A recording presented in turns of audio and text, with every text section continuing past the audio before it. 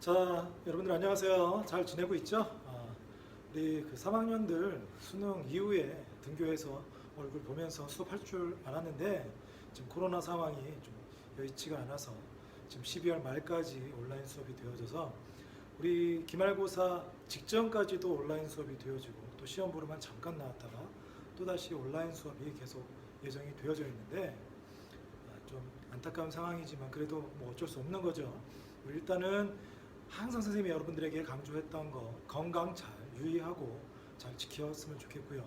그리고 시간 활용들을 좀 잘 해 나갔으면 좋겠습니다. 이제 3학년 언니들이 수능이 끝난 다음 이제 여러분들한테 이제 여러분들의 카운트다운이 시작이 되어졌습니다. 아직 뭐 기말고사가 남아 있긴 하지만 이제 수험 생활이 시작됐다라는 거 여러분들 그렇게 생각하고 시간 관리 잘하고 1년 정도 남은 시간을 잘 활용해서 여러분들 앞으로의 삶을 위해서 이렇게 좀 알차게 또 잘 투자되어지는 그런 시간이 되었으면 좋겠다라는 생각을 가져봅니다. 자, 우리 이제 기말고사를 대비해서 수업이 조금 진도가 다 끝나지 않아서 개념 수업을 조금 해야 될 것 같습니다. 그래서 개념 정리를 좀 이어가고 지금 뭐 학급별로 좀 차이가 있긴 하지만 학급마다 기말고사까지 한 3-4시간 정도 남은 상황에서 이론 수업은 아마 오늘 1시간이면 다 되어지지 않을까. 그래서 봐서 문제풀이가 어떻게 되어질지 모르겠지만 일단은 개념 정리부터 우리 범위에 해당하는 진도 범위에 해당하는 개념 정리부터 마무리하고 나머지 안내하도록 하겠습니다. 자, 지금 우리 생태계 상호작용 중에 물질의 순환과 에너지의 흐름에 대해서 살펴보는 시간을 계속 갖고 있었죠. 그래서 오늘은 앞부분은 좀 물질의 순환에 대해서 다시 한번 좀 정리해보고 나머지 내용들 좀 이어가보는 시간을 갖도록 하겠습니다. 자, 그래서 오늘 학습 목표부터 먼저 좀 살펴보면 자, 오늘은 생태계에서 일어나는 물질 순환 과정을 다시 한번 정리해 보고요. 자, 두 번째 생태계 내 에너지 흐름을 이해하고 물질 순환과 한번 비교해 보면서 마무리해 보도록 하겠습니다. 자, 우리 물질 순환에 대해서 먼저 어떤 물질의 순환에 대해서 먼저 살펴봤죠? 탄소의 순환에 대해서 살펴봤죠. 자, 생물이 살아가는데 탄소가 아주 중요한 생명체를 구성하는 원소가 되어지기도 하고 또 생명체가 이용하는 유기물의 중심 원소가 되어져서 탄소가 생물에게 있어서는 아주 중요한 원소에 해당이 되어지는데 이 탄소가 어떻게 이용이 되어지고 순환되어지는지 살펴봤어요. 자, 탄소는 공기 중에 있는 대기 중에 있는 이산화탄소를 생물이 이용할 때 어떻게? 광합성이라는 활동을 통해서 생물이 바로 이용을 하게 되는 거죠. 그 중에 첫 번째 광합성은 누가 하는 거죠? 식물과 같은 생산자가 광합성을 통해서 유기물을 합성한다. 유기물 속에 탄소가 들어있어서 유기물에 저장되어 있는 에너지를 쓰게 되는데 자, 그럼 식물이 광합성을 통해서 생성하는 유기물이 다시 어떻게 호흡을 통해 에너지를 쓰면서 다시 대기 중으로 돌려보낸다고 그랬죠. 그렇죠. 그래서 작게는 바로 대기 중에 있는 이산화탄소가 식물에게 들어왔다가 바로 호흡을 통해서 나가는 이러한 순환 과정이 일어나기도 하고 좀 더 나가게 되면 식물 속에 저장된 유기물이 유기물의 형태로 동물에게 소비자에게 소비자인 동물에게 전해지게 됩니다. 어떤 형태로? 유기물의 형태로 전해지게 되어지면 소비자가 그 유기물을 통해서 다시 호흡을 통해 대기 중으로 돌린다고 그랬죠. 좀 더 크게는 소비자를 거쳐서 또한 연쇄적으로 2차, 3차 소비자로 이어지기도 하지만 식물의 낙엽이라든지 죽는 고사되어지는 것들이라든지 아니면 동물의 배설물이나 사체 같은 것들이 누구? 분해자에 의해서 식물이나 분해자가 에서 얻어지는 그 낙엽이나 고사되어지는 것이나 아니면 배설물이나 사체 같은 것들이 분해자가 마찬가지로 호흡을 통해서 대기 중으로 돌리기도 하고 또 이러한 식물이나 동물을 통해서 형성된 화석연료의 연소 활동을 통해서도 대기 중으로 순환하는 과정이 일어난다고 그랬죠. 이게 탄소의 순환 과정이라고 했어요. 자, 그림으로 다시 한번 정리해 보면 대기 중에 있는 이산화탄소가 광합성을 통해서 식물에게 전해지게 되어지고 식물이 호흡을 통해서 바로 돌리기도 하고 식물이 소비자에게 제공이 되어진 다음에 호흡을 통해서 또는 생산자나 소비자의 사체나 배설물 이것들이 분해자에 의해서 다시 대기 중으로 돌아가는 이러한 순환 과정이 일어나는 것이 탄소의 순환이라고 했죠. 자, 그러면 이어서 질소의 순환에 대해서 살펴보겠습니다. 자, 질소의 순환도 탄소의 순환과 많이 비슷하다고 했어요. 하지만 질소 같은 경우에는 대기, 공기 중에 있는 대기 중에 있는 질소 분자는 매우 안정한 기체이기 때문에 생물이 바로 이용하지 못하고 이 대기 중에 있는 질소가 생물이 이용할 수 있는 형태로 잡아주는, 고정되어지는 과정이 필요하다고 했죠. 그래서 질소의 순환은 대기 중에 있는 질소가 생물이 이용할 수 있는 형태로 잡아주는 질소 고정 과정을 거쳐서 어떤 형태로? 암모늄 이온 형태로 고정이 되어지는 단계가 필요하다고 그랬죠. 이때 비생물적인 공중의 방전이라든지 비생물적인 방법도 있지만 생물이 관여하는 경우가 보통이라고 그랬죠. 이때 질소 고정 과정에 관여하는 세균, 질소 고정 세균에 의해서 고정이 일어나게 되면 자, 이렇게 고정된 얘를 바로 이용하기도 하지만 또 한 가지 과정, 산화되는 과정이 진행된다. 질산화 과정. 이때도 역시 세균이 관여한다고 그랬죠. 질산균, 아질산균, 질산균에 의해서 암모늄이온은 질산이온으로 산화되어지는 과정이 일어나고 이렇게 산화된 이제 질산이온이 이제 식물이 뿌리를 통해서 흡수하게 되면 이제 얘가 질소 동화 작용을 통해서 단백질을 만들게 되고 식물의 몸속에 단백질로 쓰이게 되고 다시 얘가 분해되는 경우도 일어나고 또 얘가 동물에게 소비자에게 제공이 되어지게 되면 동물에서 또 동물 단백질로 쓰이게 되어지게 되는 것이고 그리고 식물의 사체, 동물의 사체나 배설물 속에 들어있는 것들 다시 분해자가 분해하면 얘가 단백질로 쓰이게 되고 얘가 분해되어지면 암모늄 이온으로 돌아서 다시 계속 쓰이다가 이렇게 생물의 형태로 이용될 수 있는 이온 형태에서 다시 대기 중으로 빠져나가는 일도 일어난다고 했죠. 이 과정을 탈질산화. 이 과정에도 역시 세균이 관여한다고 했죠. 탈질산화 세균 또는 탈주라 세균 이런 것들이 관여해서 질소의 순환이 일어나게 됩니다. 자, 마찬가지로 그림으로 좀 살펴보면 대기 중에 있는 질소가 공중 방전이라든지 아니면 세균들에 의해서 질소 고정이 일어나게 되어지게 되면 암모늄 이온으로 얘가 세균들에 의해서 산화되는 작용, 질산 이온으로 그리고 나서 식물에게 이용이 되어지게 되고 또는 동물에게도 이용이 되어지게 되고 걔네들이 분해자에 의해서 다시 여기서 지금 생물 안에서 이용이 되어지기도 하지만 얘가 다시 대기 중으로 돌아가는 탈질산화 세균들에 의해서 탈질산 과정을 통해서 대기 중으로 돌아가는 이러한 순환이 일어난다는 거 여러분들이 정리해 하면서 좀 기억했으면 좋겠습니다. 자, 이 물질의 순환에서는 물론 탄소의 순환에 대해서도 많이 물어보는 경우도 있을 수 있겠지만 대부분은 질소의 순환 과정에 대해서 많이 물어보니까 질소 고정, 질산화 과정, 탈질산화 과정 이 세 가지 과정을 잘 구분해서 여러분들이 꼭 기억해 두었으면 좋겠습니다. 자, 이어서 물질의 생산과 소비에 대해서 좀 살펴보도록 하겠습니다. 자, 어떤 생태계 내에서 그 식물 군집이 생산하는 광합성을 통해서 생산하는 전체 생산량을 총 생산량이라고 합니다.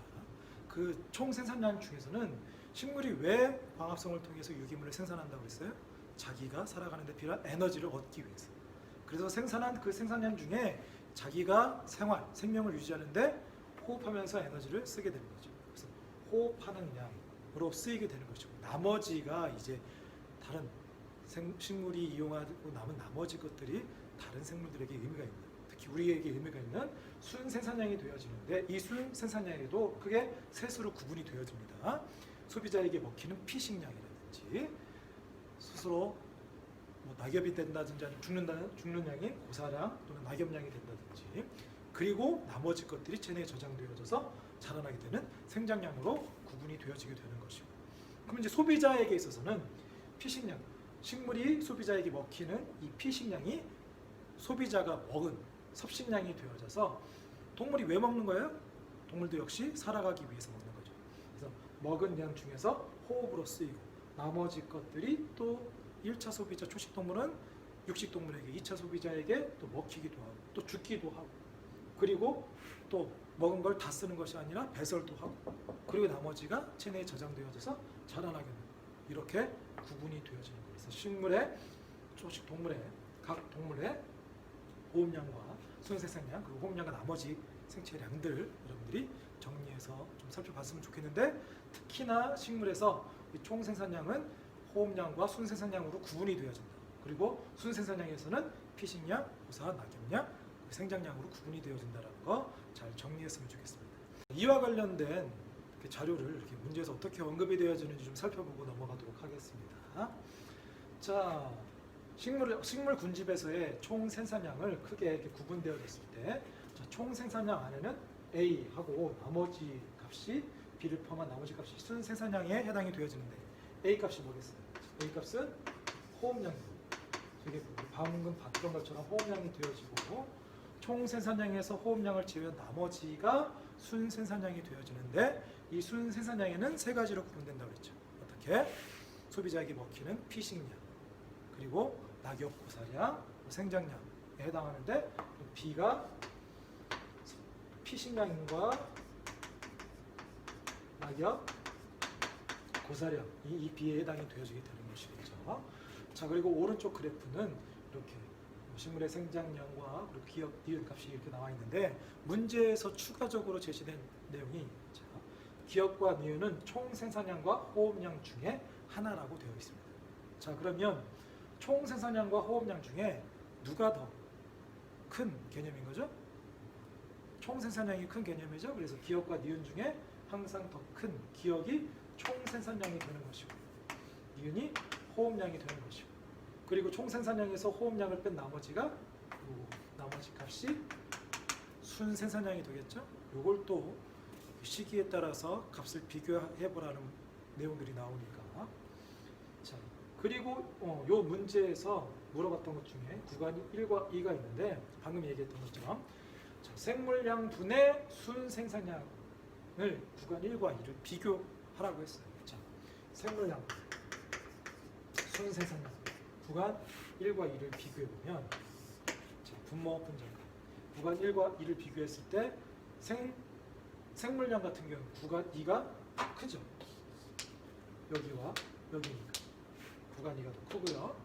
그리고 순생산량 같은 경우에는 총생산량에서 호흡량을 뺀 나머지가 순생산량이라고 했죠. 구간 1과 2 어디서가 더 크다? 1에서가 더 크니까. 자, 그래서 구간 1이 분모는 작고 분자는 크니까 구간 1이 더 큰 내용이 되겠죠. 이렇게 식물의 생산과 소비에 대해서 이런 식으로 문제가 자료가 주어지고 물어보게 되는 거니까 여러분들 요 내용 식물의 총 생산량 안에는 호흡량이 포함되어지고 호흡량을 제외한 나머지가 순 생산량이 되는 것이고 순 생산량도 세 가지로 구분된다는 거 잘 정리하고 기억해 두었으면 좋겠습니다. 자, 이어서 에너지의 흐름에 대해서 좀 살펴보도록 하겠습니다. 자, 에너지는 물질과 달리 물질은 계속해서 순환한다고 그랬죠. 왜? 물질은 형태가 달라질 수 있지만 물질을 구성하는 원소들, 원자들이 어디로 사라지는 게 아니기 때문에 순환할 수 있는 구도인데 에너지 같은 경우에는 계속해서 순환하는 것이 원래 형태로 다시 돌릴 수가 없기 때문에 형태가 바뀌면서 하나의 에너지에서 다른 형태의 에너지로 온전하게 다 전환이 그리고 원래 형태로 전환되어지는 것이 쉽지 않기 때문에 한쪽으로 흘러가게 되는 거죠. 그래서 지구상에 존재하는 생태계 에너지의 기원이 누구라고 그랬죠? 그렇죠. 태양이라고 그랬죠. 그래서 생태계에 존재하는 사용하는 에너지의 기원은 태양으로부터 이제 태양의 빛 에너지를 이용해서 식물이 광합성을 통해서 유기물을 만들게 되면 자기도 쓰고 자기가 쓰고 또 일부만 다음으로 전달이 되어지면서 변화가 일어나게 되는데 태양의 빛 에너지는 식물에게 생산자에게 제공이 되어지게 돼요. 또 생산자의 에너지는 소비자에게 1차 소비자에게 제공된 에너지가 일부가 2차 소비자에게 3차 소비자에게 이렇게 연쇄적으로 전달이 되어지게 되면서 태양의 빛 에너지도 온전하게 다 식물에게 가는 것이 아니고 일부만 식물이 이용하게 되는 것이고, 또 식물이 만들어 놓은 에너지 속에서도 자기가 쓰고 남은 것도 다 전해지는 것이 아니라 남아서 저장한 것 중에서도 일부만 전해지게 되어지면서 생태계 내에서 상위 영양 단계로 넘어갈수록 에너지를 가지고 있는 양은 점차 줄어들 수밖에 없겠죠. 그래서 생태계 내에 각 영양 단계가 가지고 있는 에너지의 총량을 모아서 차곡차곡 쌓아놓으면 위로 올라갈수록 그 양이 점점 줄어들게 돼요. 그래서 생태계 내의 상위 영양 단계로 갈 수 있는 각 영양 단계마다 가지고 있는 에너지를 단계별로 차곡차곡 쌓게 되면 피라미드 형태를 나타나게 되는데, 그것을 생태 피라미드라고 합니다. 그래서 이 생태 피라미드는 이제 생태계 내에서 상위 영양 단계로 올라가면서 에너지 양이 점점 줄어들면서 나타나는 에너지 피라미드도 있을 수 있고요. 이 외에도 각 생명체들의 생체량이라든지 아니면 개체수라든지 이런 것들도 비슷하게 상위 영양 단계로 나오면서 줄어들게 돼서 생태 피라미드는 개체수의 피라미드라든지 아니면 생체량 피라미드라든지, 이 생체량 피라미드는 각 영양 단계가 가지고 있는 그 개체들의 질량을 총 합한 양이 되는 것이고요. 에너지 피라미드가 이렇게 형성이 되어지는데, 보통은 상위로 올라갈수록 좁아지는 구도를 나타내게 되고, 이 중에 일부는 특별한 생태계 내에서는 반드시 제일 하위가 가장 많고 위로 올라갈수록 좁아지는 건 아니에요. 특별한 생태계에서는 다른 형태로 나타나는 경우도 있으니까 그건 좀 염두에 뒀으면 좋겠습니다. 자, 그러면 이제 생태계 내에서 에너지가 다음 영양 단계로 넘어갈 때 일부만 전해지기 때문에 각 영양 단계에서 얼마만큼 다음 영양 단계로 에너지가 전해졌는지를 나타내는 그 값을 에너지 효율이라고 하는데, 이 에너지 효율은 구하는 공식을 꼭 여러분들이 기억을 해야 됩니다. 자, 에너지 효율은 각 영양 단계로 전달되어지는 정도를 나타내는 값으로 전 영양 단계 에너지 양 분의 현 영양 단계 에너지 양 곱하기 100 해서 퍼센트 효율로 구할 수 있게 되게 되는 거죠. 자, 이와 관련된 이제 제공되어진 문제 자료를 좀 보면서 좀 살펴보도록 하겠습니다. 자, 자료가 이렇게 주어졌어요. 태양이 이제 지구 생태계 내 에너지가 제공되었을 때 총 2,000만큼의 에너지를 주는데 다 쓰이는 것이 아니라 1980은 다른 데로 가고 나머지만 전해지게 되는 거죠. 그러면 태양의 첫 번째 A로 가는 것은 태양의 빛 에너지를 직접 이용하는 A는 생산자가 되겠죠. 생산자가 되겠고, 생산자가 갖게 되어지면 생산자에게 전해지는 에너지 양은 2000에서 1980을 뺀 20만큼이 되겠죠. 그래서 A에게 전해진 20, 이 일부는 기억으로 호흡을 통해서 열로 빠져나가게 되는 것이고, 분해자에게 8, 나머지는 B에게 전달이 되어지게 되는데 이 값이 얼마인지, 또 기억이 얼마인지 이런 것들을 구하라고 물어볼 수 있다. 그리고 우리가 여기서 구할 수 있는 거 A, 생산자의 에너지 효율은 전 영양 단계. 생산자의 전 영양 단계는 태양이죠. 태양이 가지고 있는 2000분의 생산자가 가지고 있는 에너지 양 2000분의 20 곱하기 100 해주면 얼마가 나오는 거예요? 1%가 나오게 되는 거죠. 이런 식으로 에너지 효율 구할 수 있게 되는 것이고. 자, 이 문제에서 추가적으로 제공되어진 자료가 뭐가 있었냐? 자, A에서 B로 전달되어진 에너지의 양이 B에서 C로 전달되어진 에너지 양의 5배예요. 자, B에서 C로 전달되어진 에너지 양이 X라면 A에서 B로 전달되어진 에너지 양이 5배니까 5X가 됩니다. 이렇게 주어져야 지금 이 내용 없이 이 내용만으로는 기억, 니은, 디귿 지금 미지수로 나와 있는 것을 다 구하기가 어렵고요. 이것 때문에 구할 수 있게 되는 것이고, 차근히 살펴보면 자, A에서 B로 얼마 주어졌는지 20 중에 8은 분해자에게 갔고 기억과 B로 합한 값이 나머지 12가 되는 거죠. 그리고 이제 12 중에 기억 빼고 나머지 B에 제공된 것이 1부는 열로, 그리고 니은으로, 그리고 X로 전해지게 되는 것이고, C로 전달된 것 중에 1부는 열로 분해자에게 갔으니까 0.1이 갔으니까 C에게 제공된 게 얼마가 되는 거예요? 여기서 구할 수 있는 거죠. 얘가 0.4가 되는 거니까 X 값이 0.4니까 A에서 B로 전달되는 것은 5배. B로는 이만큼 가게 되는 거죠. 5 곱하기 0.4하면 자 그러면 생산자에서 분해자로 8에 이만큼 발생 기억은 10이 되어지게 되는 거죠. 자, 2에서 0.9 얘는 얼마 모르고 x가 0.4라 됐으니까 0.4 니온은 얼마? 0.7만큼 가게 되는 거죠. 자, 그리고 0.1, 0.4 디귿으로는 분해자 이온 8, 0.7, 0.1 하면 8.8 기억 니은 디귿을 다 구할 수 있는 이런 식으로 해서 뭐 추가적으로 앞에서 얘기했던 거 B 같은 경우에는 전영역 단계 20분의 현영역 단계 2 곱하기 10 하면 B의 에너지율은 10% 이런 식으로 각 영양 단계의 효율도 구해보라고 하는 그런 문제들이 제공되어지니까 이런 식으로 자료를 해석해 볼 수 있겠습니다. 자 그러면 마지막으로 에너지 흐름과 물질의 순환을 좀 정리해 보면서 비교해 보면 자 우리 계속했던 얘기예요. 물질은 어떻게 된다고 그랬어요? 순환한다고 그랬고 에너지는 흘러간다고 그랬죠. 자 그림으로 보면서 자 물질 같은 경우에는 대기 중에 또는 물 중에 토양 중에 있는 물질들이 생산자에게 전해지게 되어지면 생산자가 물질을 생산하게 되고 그 중에 일부는 소비자에게 그리고 일부는 또 바로 상위 영양 단계 소비자에게 전해지게 되어집니다. 자, 이용이 되어지게 되고 생산자 소비자들에게서 나오는 사체라든지 배설물을 통해서 분해자에게 제공이 되어진 분해자가 다시 분해해서 대기나 물이나 토양 중으로 다시 돌려보내는 이게 계속 돌고 도는 순환 과정이 일어나게 된다고 했고요.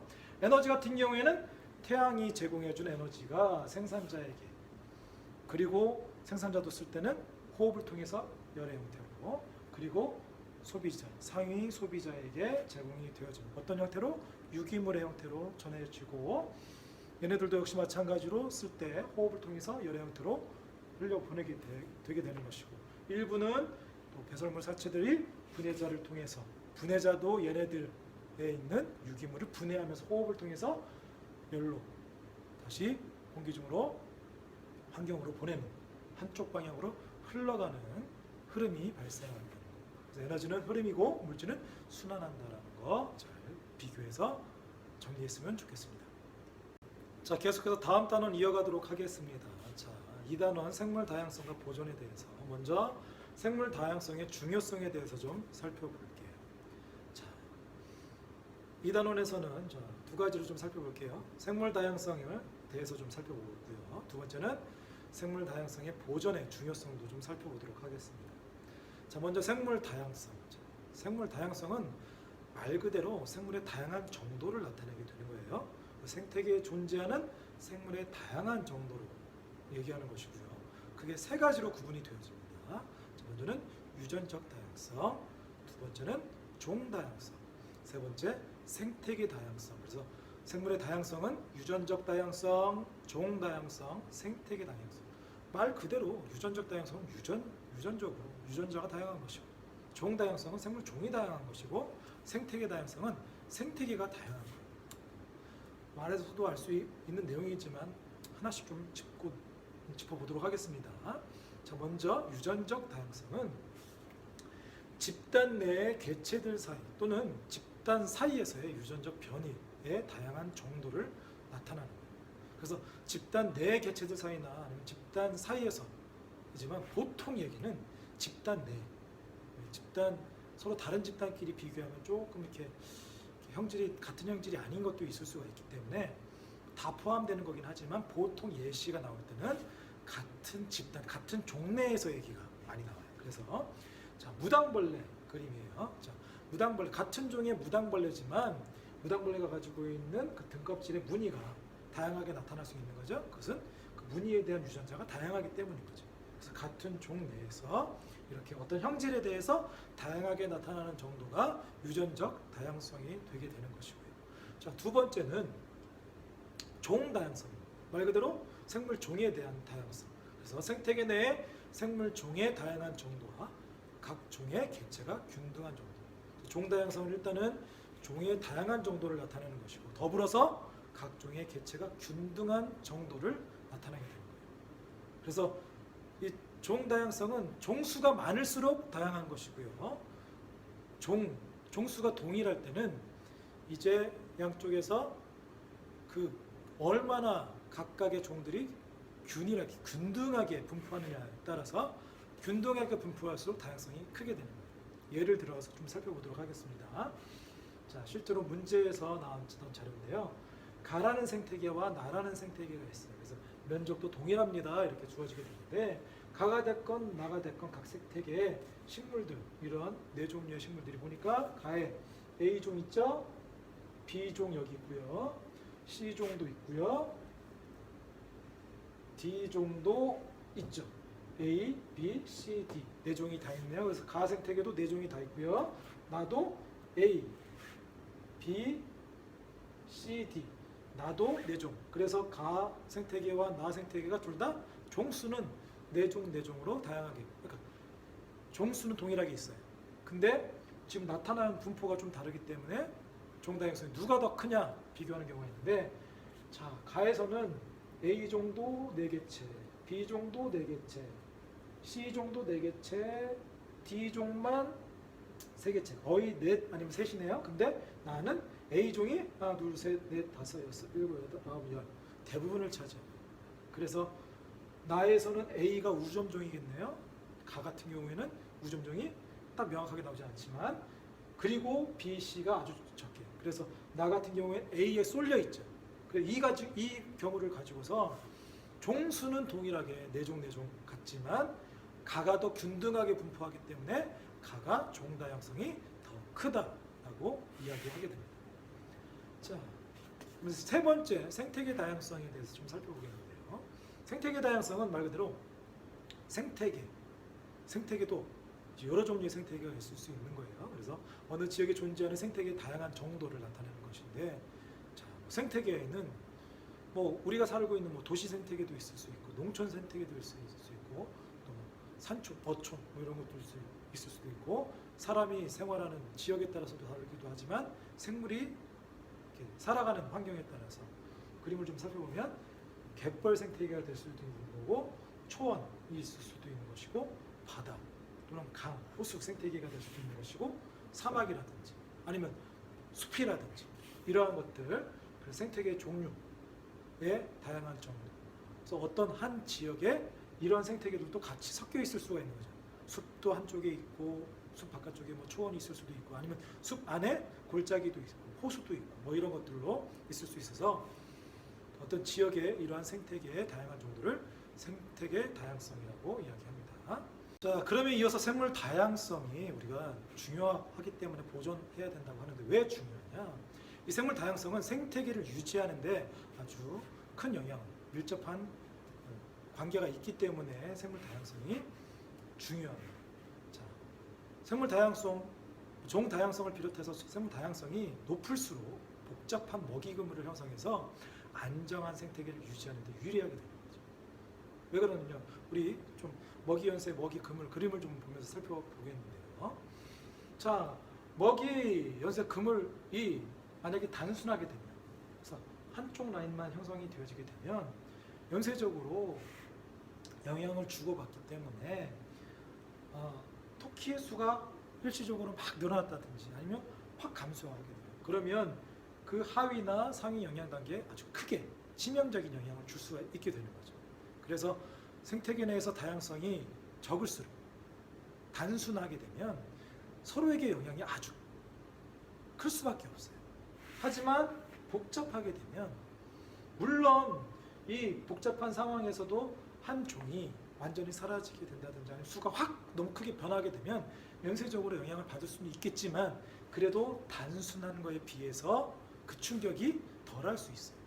그래서 생태계 내에서는 다양성을 유지하는 것이 단순한 것보다 생태계를 유지하는 것에 유리하기 때문에 생태계 다양성을 보존하는 것, 생태계 다양성이 중요하다고 하게 되는 것이죠. 자, 이렇듯 생물 다양성은 생태계를 유지하는 데 아주 중요한 역할을 하는 것뿐만 아니라 다양한 부분, 경제적이라든지 사회적이라든지 윤리적이라든지 심리적인 부분에서도 중요한 가치를 지닌다는 것은 여러분들이 잘 알고 있는 사실일 겁니다. 각 분야별로 어떤 부분이 그에 해당하는지는 교과서하고 여러분들 좀 자료들을 좀 살펴봤으면 좋겠고요. 이어서 이렇게 중요한 생물 다양성의 보존에 대한 얘기를 좀 살펴보겠는데요. 자, 이 단원에서는 생물 다양성이 먼저 감소하는 원인을 좀 살펴보고요. 그리고 생물 다양성을 보존할 수 있는 방안들을 여러분들 이번 시험 범위에는 포함시키지는 않고요. 여러분들 조사해서 발표하는 쪽으로 진행해 보도록 하겠습니다. 자, 먼저 생물 다양성을 감소시키는 요인들에 대해서 몇 가지 좀 살펴볼게요. 자, 먼저 외래종의 도입. 여러분들 외래종이 뭔지 알죠? 외래종의 도입. 외국에서 도입되어지는 생물종. 그래서 기존의 토종 생태계를 파괴시키는 다양성을 감소시키는. 왜? 기존에 있는 생태계 내에 존재하는 생물들 중에는 이 외래종에 천적이 없는 경우가, 들어와서 중간 단계면 큰 문제가 안 되는데 천적이 없는, 그래서 이 생태계를 완전히 파괴시키고 교란시키는 문제가 있겠죠. 두 번째, 인간들의 무분별한 개발로 인해서 서식지가 파괴되어지고 단편화되죠. 그래서 숲이 있는데 개발해서 숲이 다 망가졌다든지, 아니면 숲이 있는데 아니면 산이나 이런 곳에 도로를 내서 이게 그 생태계를 분리시켜서 서식지, 생물이 살아가는 서식지를 분리시키는, 절단시키는 그러한 것들도 다양성을 감소시키는 원인이 되어지게 되는 거죠. 남획, 무분별하게 잡는 거 있죠.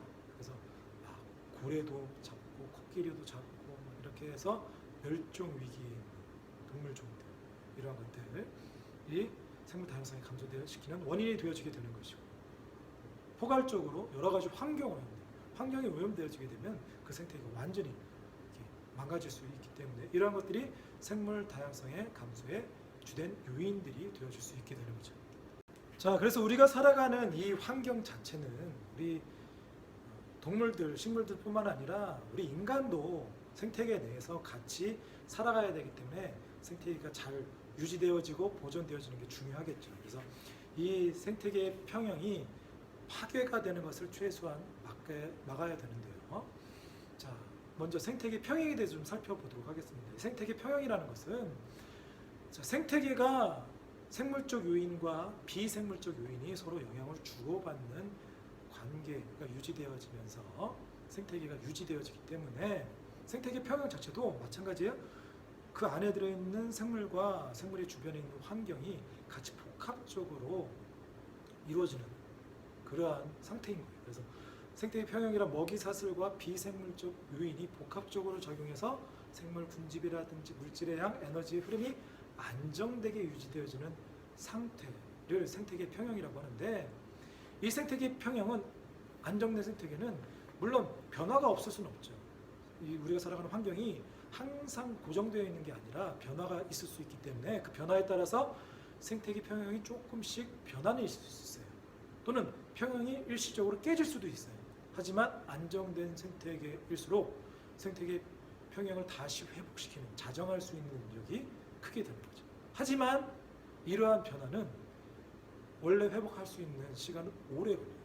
속도가 너무 느리기 때문에 오래 걸릴 수밖에 없어요.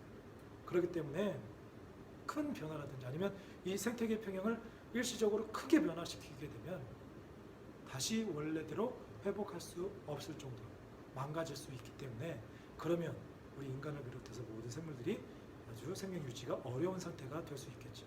그래서 생태계 평형을 유지해야 되는 노력이 필요합니다.